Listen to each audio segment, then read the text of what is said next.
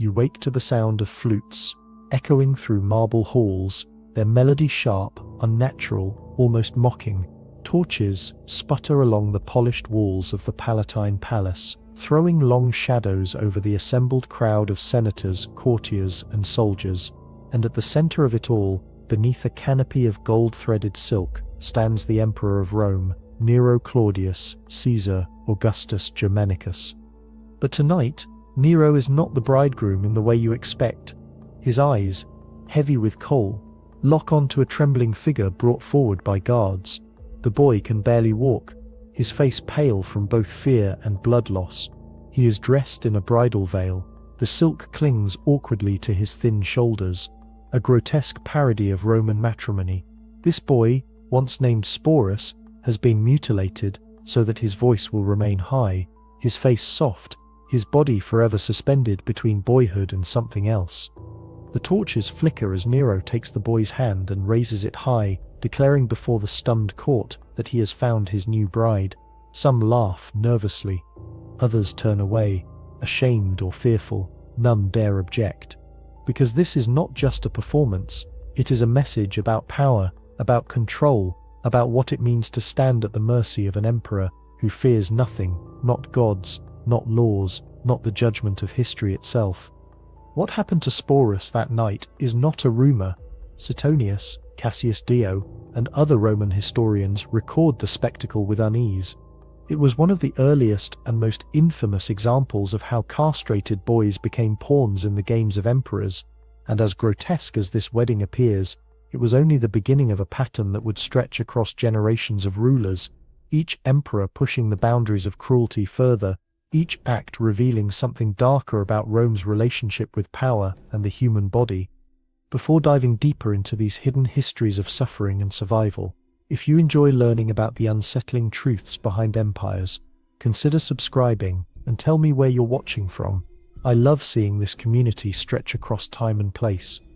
The story of castrated boys under Roman emperors is not just one of individual cruelty, it is a reflection of how absolute power consumes morality, how bodies could be reshaped into instruments of pleasure, humiliation, or symbolism. Rome prided itself on law, on order, on civilization, yet at its core lay spectacles like this, where an emperor in the heart of the Eternal City staged a wedding that mocked both Roman marriage customs and the sanctity of the human body.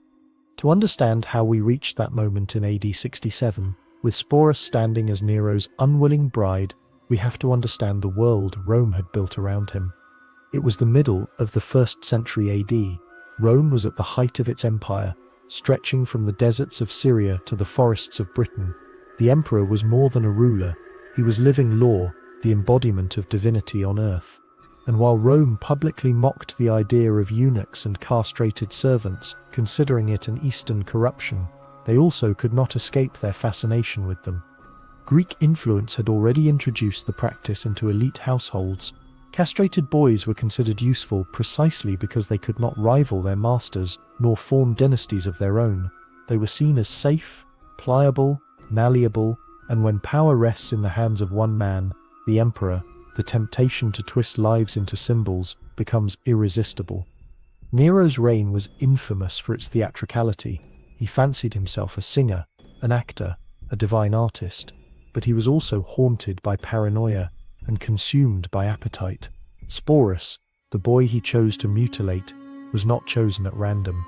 Roman historians tell us that Nero saw in him a resemblance to his late wife Poppaea Sabina, who had died under suspicious circumstances, possibly struck by Nero himself in a fit of rage.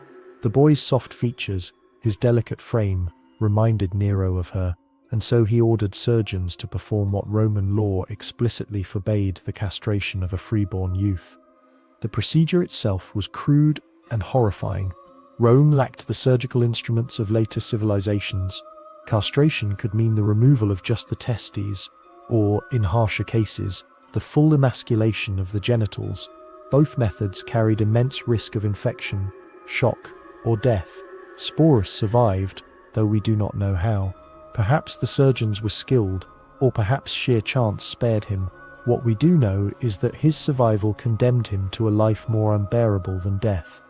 After the wedding, Nero paraded Sporus as his empress, even traveling through Greece and the eastern provinces with the boy by his side. Ancient sources describe Sporus being treated with the full honors of an imperial consort, addressed as Sabina, carried in a litter, dressed in jewels. It was a spectacle designed not just for Nero's private fantasy, but for Rome itself. It mocked the institution of marriage, defied Roman masculinity, and reduced a boy to a living symbol of imperial indulgence. And yet, the cruelty was not just Nero's whim, it was embedded in the politics of spectacle. By flaunting Sporus, Nero was sending a message to his enemies: he could remake reality itself. If he wanted a dead wife reborn, he would take a living boy and mutilate him into her image. If he wanted the Roman elite to bow before this mockery of tradition, they would bow. The empire was whatever Nero declared it to be. But Sporus's story did not end with Nero's death in AD 68.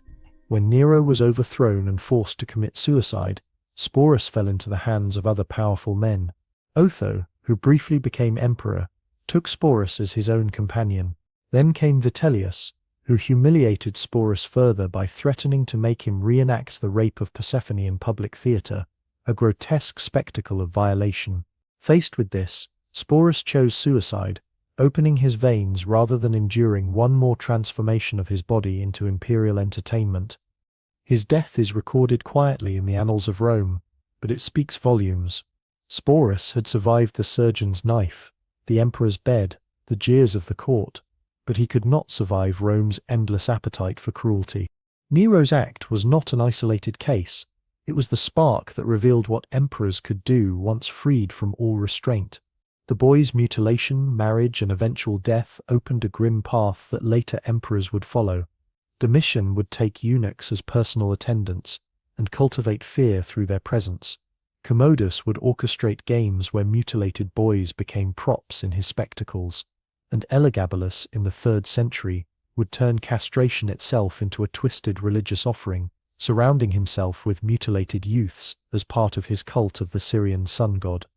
Each case grew darker, more elaborate, more entangled with Rome's politics of spectacle, and each time the bodies of boys bore the price. The marble halls of the Palatine did not fall silent after Nero's death. Rome shifted emperors as easily as a gambler rolls dice, but the hunger for spectacle and control remained. The knife that cut Sporus was only the first incision. The wound it opened in Rome's moral flesh never healed. By the reign of Domitian, some 2 decades later, whispers of eunuchs had grown louder in the imperial court. Unlike Nero, Domitian did not cloak himself in theatrical performances. He styled himself as stern, divine, Jupiter reborn in human form.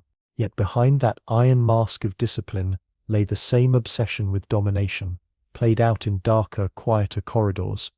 Domitian's palace was notorious for its climate of fear. Suetonius writes that senators trembled before him, servants spoke in whispers, and even his family members watched their words. In this world of paranoia, castrated boys became both tools and symbols. Domitian surrounded himself with them, not as wives like Sporus had been forced to become, but as attendants who reminded everyone that he could unmake a man at will. The atmosphere of his banquets was thick with unease. Imagine entering one of those feasts, golden couches set around a black marble table, lamps dimmed, so the light flickered like a funeral vigil, and from the shadows, the silent presence of boys with unnaturally smooth faces and unbroken voices. They moved like ghosts, pouring wine, bringing dishes, never speaking. Their very existence declared the emperor's authority to strip away not just freedom but masculinity itself. Sources describe Domitian's cruelty as systematic. Cassius Dio claims he delighted in reminding senators that their sons were never safe, that any household could be violated by imperial command. Stories circulate of boys seized from noble homes, altered against their family's will, and then returned to serve as reminders of what opposition meant. Whether these tales were exaggerated by hostile historians or not, their consistency across sources suggests a pattern. For Domitian, the castrated boy was more than a servant. He was a living omen, a reminder that the emperor could unmake nature itself. Rome had prided itself on law, on mores, manurum, the customs of the ancestors. But here was an emperor who flaunted his contempt for tradition in the flesh of children. The cruelty extended beyond private chambers. Suetonius recounts that Domitian once staged mock battles at his villa on Lake Albanus, where dwarfs and eunuchs were forced to fight each other to the death with blunted weapons.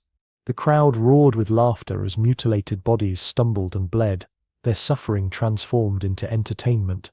The spectacle was both absurd and horrifying, a parody of gladiatorial combat that reduced human beings into grotesque playthings.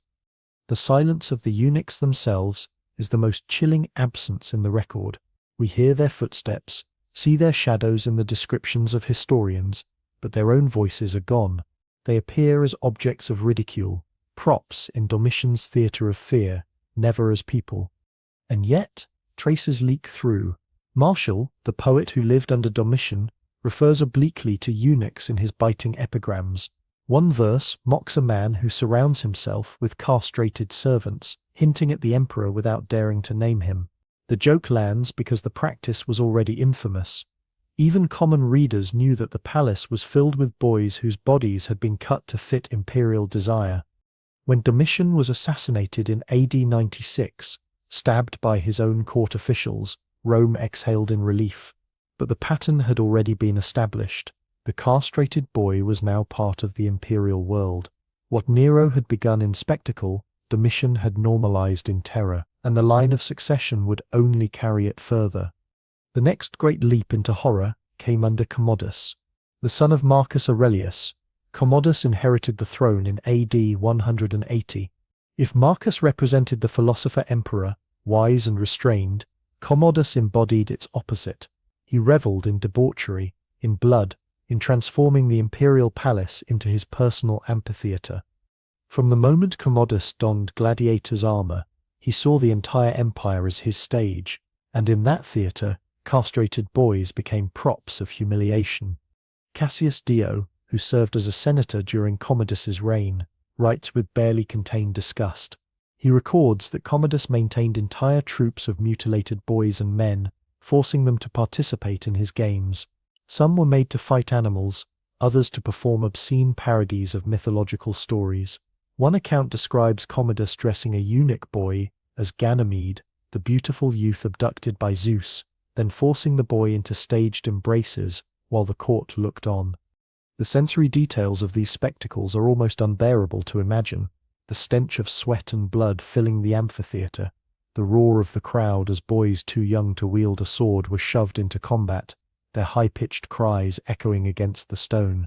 The emperor himself, resplendent in gladiator's garb, laughed as if he were not ruler of the Roman world but master of a cruel circus. Unlike Domitian, who used eunuchs as symbols of fear, Commodus used them as toys. He staged elaborate scenes where their mutilation was not hidden but displayed. Suetonius does not cover Commodus directly, his work ends earlier, but the Historia Augusta describes how Commodus delighted in degradation. One story claims he once lined the palace halls with castrated youths dressed as women, forcing senators to walk through them as if passing through a brothel. The choice of Ganymede as a recurring motif was no accident. In Greek myth, Ganymede was the Trojan boy abducted by Zeus to serve as cupbearer to the gods. For Romans steeped in this mythology, seeing eunuch boys forced to play Ganymede sent a clear message. Commodus was Zeus, the emperor god, entitled to take and unmake whoever pleased him. And yet, behind the laughter of the crowds, there was always unease. Romans despised Eastern practices of castration, branding them as unmanly and barbaric. But when the emperor himself embraced them, no one could object. The contradiction gnawed at the fabric of Roman identity. Senators muttered in private, historians scribbled in secret, but in public they applauded, because to oppose Commodus was to invite death. Cassius Dio recounts how Commodus's reign grew increasingly unstable, descending into paranoia and cruelty.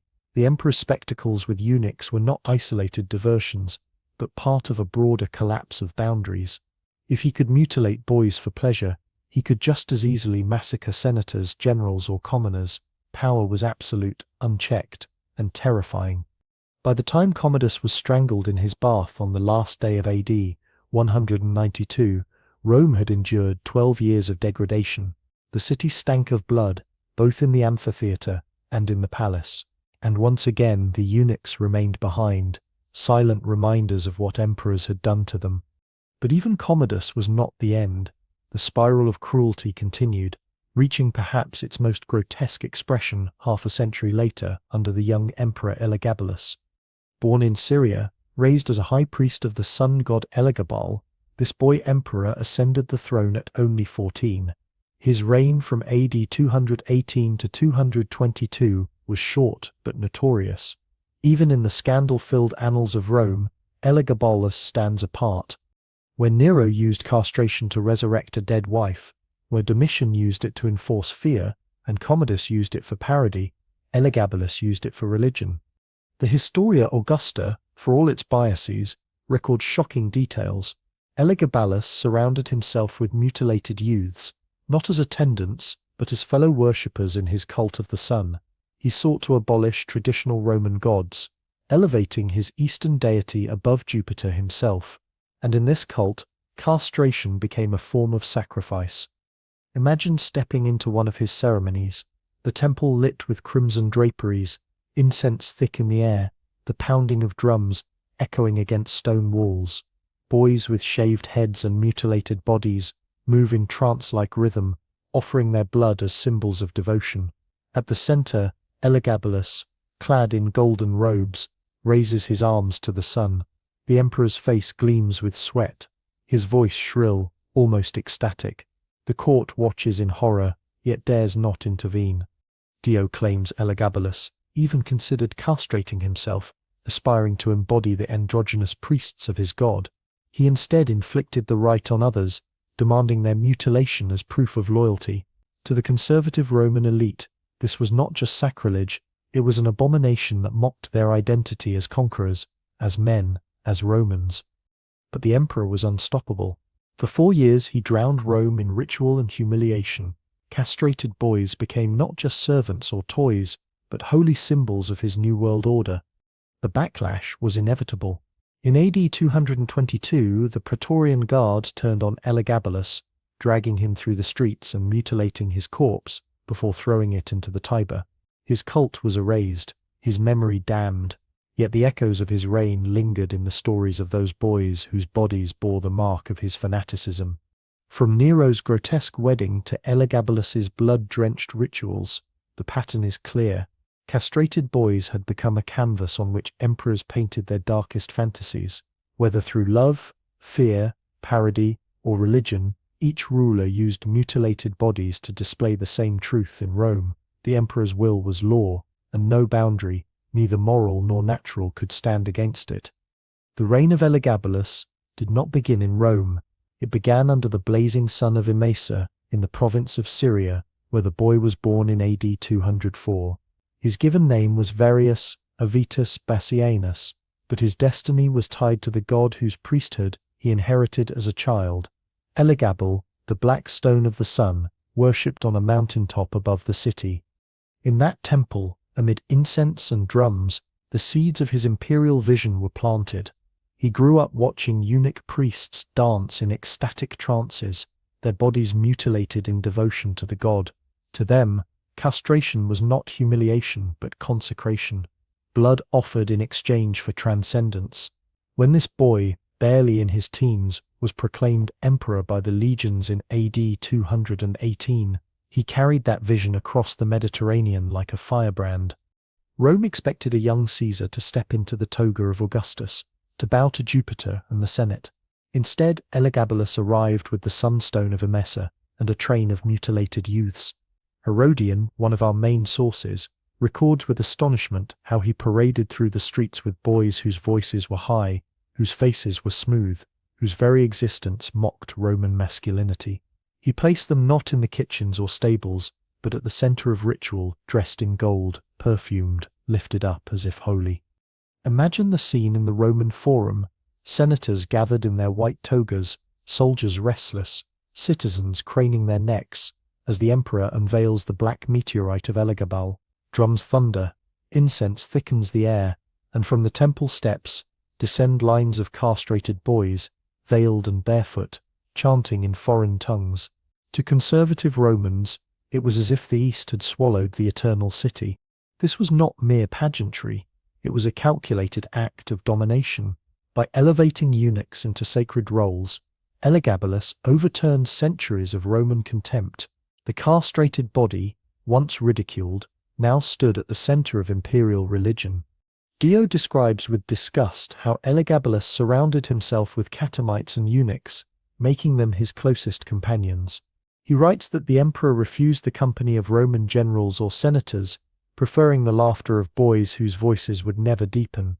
At banquets they reclined beside him, their skin painted with saffron, their bodies draped in silk.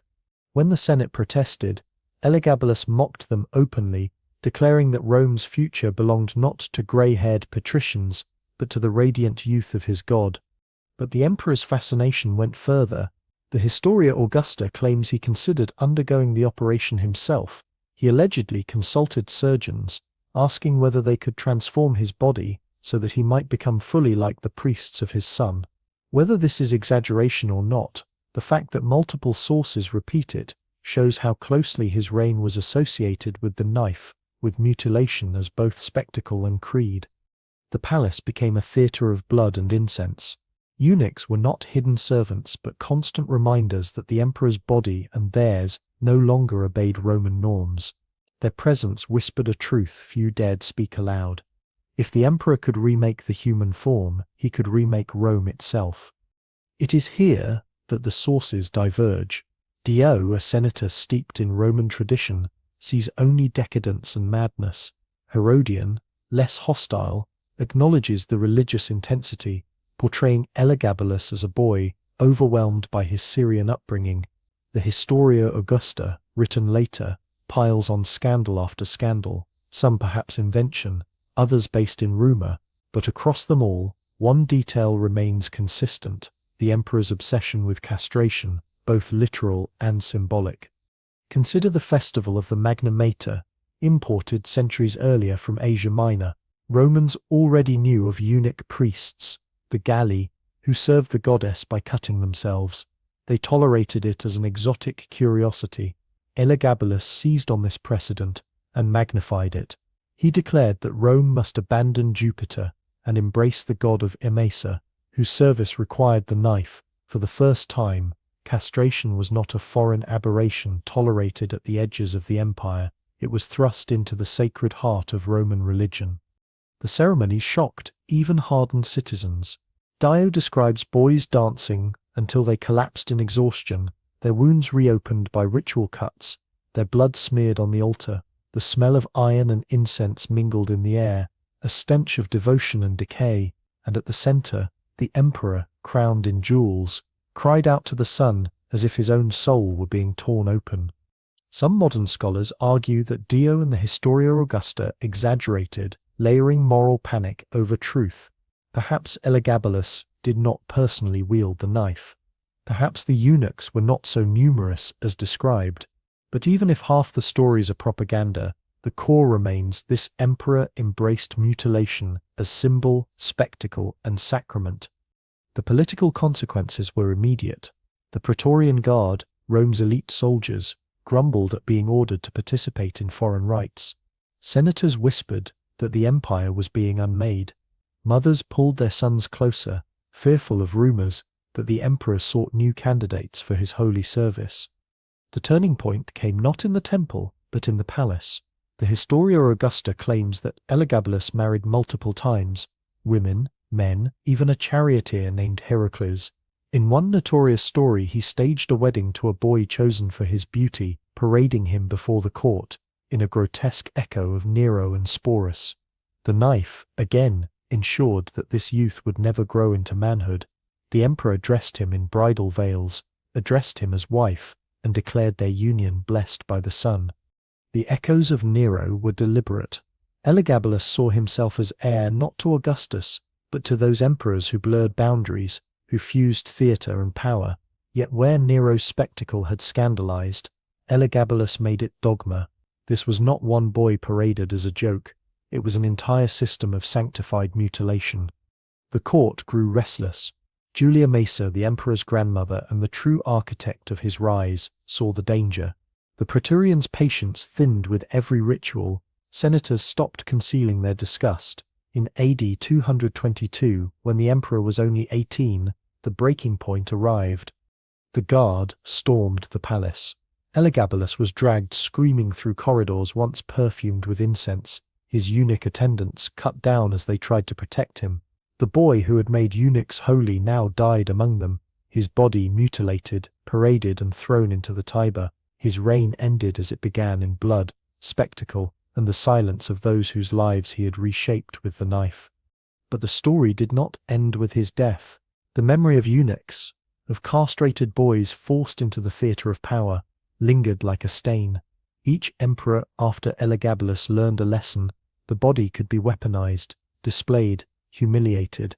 Whether for lust, fear, parody, or piety, the mutilated youth had become a recurring figure in the empire's darkest chapters. And behind the lurid tales preserved by hostile senators and scandal-hungry historians lies a quieter truth. These were not just symbols, they were boys, their names lost, their voices silenced, their lives collapsed into footnotes of imperial decadence. Yet without them, the story of Rome's emperors cannot be fully told. The sources are frustrating. Suetonius, Dio, Herodian, the Historia Augusta, all write from perspectives steeped in politics and prejudice. They exaggerate, moralize, invent, but the consistency of their accounts across centuries suggests a kernel of truth. Castration was not an accident of rumor. It was a fact of life, one emperor's wielded like a sword. And so the pattern emerges. Nero, who used castration to recreate a lost wife. Domitian, who used it to instill terror. Commodus, who used it for mockery and theatre. Elagabalus, who used it as religion. Each emperor, a new face of the same nightmare. The reign of Elagabalus ended in blood, but the image of mutilated boys did not vanish with him. Rome's emperors, even those who condemned his excesses, continued to circle the same orbit of cruelty, spectacle, and desire. The knife hovered over the bodies of children long after the boy priest of Emesa was thrown into the Tiber. It is tempting to think Elagabalus was an aberration. His youth, his Syrian origins, his ecstatic cult, all make him seem like an outlier. But when we look back across the arc of the empire, the pattern is harder to escape. Rome had long tolerated, even cultivated, the presence of boys whose bodies were deliberately altered to serve the whims of power. Take Hadrian, ruling nearly a century before Elagabalus. He was remembered for his architecture, his travels, his consolidation of the empire, but in his private life, Hadrian was bound to one boy above all others, Antinous. Antinous was not castrated. Every source insists he was a beautiful youth, whole and adored. Yet his story reveals the same dynamics of possession, of an emperor bending another's life until nothing remained but symbol. Hadrian paraded Antinous across the empire, displaying him as both beloved and ornament. When the boy drowned mysteriously in the Nile in AD 130, Hadrian's grief exploded into the creation of a cult. He deified Antinous, raised statues of him in marble and bronze, and renamed cities in his honor. For Romans, it was scandal enough that the emperor had elevated a boy to godhood, but in whispers, critics drew connections. How different was this from Nero's Sporus? From the eunuchs of Domitian? From the boys paraded by Commodus? The emperor's desire, whether crowned in marble or mutilated in blood, had always remade youth into symbols. Antinous, beautiful and uncut, stood at one extreme. The castrated child, veiled in silk, stood at the other. Both were bound by the same truth. Emperors claimed ownership over the bodies of boys, shaping them into whatever reflection suited their fantasy. Later writers seized on these patterns. Christian apologists, railing against Rome's decadence, pointed to the stories of Sporus, of eunuchs, of Elagabalus's rites as evidence of pagan corruption. Tertullian thundered that Rome unmanned boys to feed its lusts. Lactantius wrote that emperors had mutilated the innocent, mocking nature, defiling what was divine in man. These polemics exaggerate, but they preserve a reality that Roman historians themselves often hinted at. The knife was part of the imperial arsenal. And beyond the palace walls, the echoes of this cruelty spread. Gladiatorial schools, desperate for novelty, sometimes displayed fighters whose bodies had been altered. Audiences gasped at the sight of men with high voices, smooth faces, forced into combat against wild beasts. Satirists mocked wealthy Romans who kept eunuch slaves as playthings. Martial jeered at a man who doted on his castrated servant, calling him neither man nor woman, but something worse than both. The smell of blood lingered not just in temples but in the arenas. Imagine the amphitheatre in Carthage or Antioch, the roar of the crowd, the hot sand beneath the African sun, and into the arena steps a boy, his body already broken by the knife, now armed with a wooden sword, ordered to entertain. His cries echo across the stone, higher than those of men, cutting through the noise with unnatural sharpness. The audience laughs, some with delight, some with unease. And above it all, the emperor watches, secure in his box, entertained not by victory but by degradation. Commodus had pioneered this form of parody, but later emperors revived it. Rumors swirl around Caracalla, who forced captured Parthian youths into similar humiliations, parading them in mock triumphs. Diocletian's court in the late 3rd century was said to be filled with eunuchs who controlled access to the emperor, their mutilated bodies transformed into symbols of bureaucracy itself. Ammianus Marcellinus, writing in the 4th century, complains that Rome had become a city of eunuchs, their power greater than senators, their existence an insult to Roman manhood. The irony is sharp. Romans once mocked Persians and Syrians for relying on eunuchs. By the late empire, Rome itself could not govern without them. The boy mutilated for Nero's fantasy had become the template for an entire imperial system. But we must return to the heart of the matter. The boys themselves. Their stories rarely survive. They appear in the sources as shadows, as punchlines, as nameless attendants. Sporus is an exception, remembered because his humiliation was so spectacular, but how many others, unnamed, unseen, bled on the surgeon's table, screamed in ritual halls, died in arenas? Archaeology offers faint traces. In the catacombs beneath Rome, skeletons have been found with pelvic damage consistent with early castration. Their bones reveal stunted growth, fragile structures, evidence of hormonal disruption. These are not the proud remains of gladiators or soldiers. They are the quiet testimony of boys whose bodies were altered before manhood. Their graves tell no names, but their bones whisper of the knife. Historians debate the numbers. Some argue eunuchs in Rome were rare, imported luxuries from the East. Others suggest that by the time of Diocletian and Constantine, they were everywhere in the palace system. What is beyond dispute is that emperors themselves set the precedent. Nero had made castration visible, unavoidable. Domitian turned it into a tool of fear. Commodus laughed as mutilated boys reenacted myths. Elagabalus sanctified it, and their successors inherited the legacy. The sensory world of their cruelty must be imagined from fragments.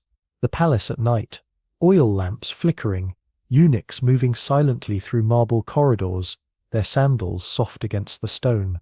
The theatre, painted backdrops of Olympus, boys dressed as Ganymede or Persephone, their voices trembling as the emperor demanded their humiliation. The temple, drums pounding, incense choking, the knife flashing under torchlight as blood spilled onto the altar. Everywhere, the same symbols, the body broken, reshaped, displayed. The emperors believed this made them gods. By unmaking boys, they claimed to remake reality itself. Nero could resurrect his dead wife in Sporus. Domitian could terrify senators by parading mutilated servants. Commodus could parody myth by twisting boys into living jokes. Elagabalus could sanctify his cult by elevating eunuchs as holy, and the empire itself followed, embedding eunuchs into the very machinery of power. But the sources also reveal resistance, faint, indirect, but real. Dio's disgust is not just political, it is human. He writes of these practices with a shudder, as if he cannot believe what his own eyes have seen. Suetonius's sly anecdotes, Martial's cutting verses, the later Christians' thundering condemnations, all testify to the unease these mutilated bodies inspired. Rome called itself eternal, the city of law and order, yet at its heart, its rulers had built a theatre of cruelty, where boys' bodies became proof that nothing, not custom, not nature, not humanity, could resist imperial will. And so we must trace the arc further, beyond Nero, Domitian, Commodus, Elagabalus, into the later empire, where eunuchs wielded power not as victims but as political players. Eusebius records eunuchs at Constantine's court, advising the first Christian emperor, Procopius, centuries later, describes the Byzantine palace as dominated by eunuchs who controlled secrets, armies, and treasures. The pattern begun in cruelty ended in bureaucracy, but the body beneath the robe was still the same, a boy cut before manhood, shaped by imperial decree. From the first scream of Sporus in Nero's palace to the whispers of eunuch ministers in the halls of Constantinople, the line is unbroken. Rome learned early that the mutilated body was useful, as lover, as symbol, as servant, as priest, and emperors, hungry for domination, never stopped exploiting that truth. The silence of the boys themselves remains the deepest wound. Their voices do not survive. What we have are the words of emperors, of senators, of poets, of priests, men who watched, mocked, condemned, or justified. The boys are shadows in the margins, their names erased, their lives collapsed into anecdotes of decadence. Yet if we listen closely, through the cracks of history, we can still hear them. The sharp intake of breath before the knife, the cry of pain in the amphitheatre, the whispered prayers in foreign tongues during rituals, the silence of bones in forgotten graves. These are not just stories of emperors, they are the stories of boys who were unmade, their lives rewritten by the lust, fear, and ambition of Rome's most powerful men. The torches still flicker in the palace of your imagination. Nero stands with Sporus, the boy trembling in a bridal veil. Domitian reclines at his black marble banquets, eunuchs moving like shadows around him. Commodus roars with laughter as mutilated children play out myths in the arena. Elagabalus lifts his jeweled hands toward the sun, while blood runs down the steps of his temple.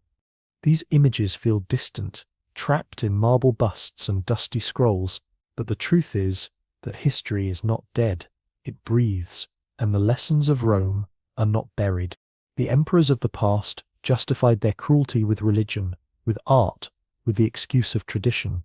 They turned boys into symbols, into objects, into tools of spectacle and power, and they did it openly, in front of senators, soldiers, citizens who cheered or kept silent.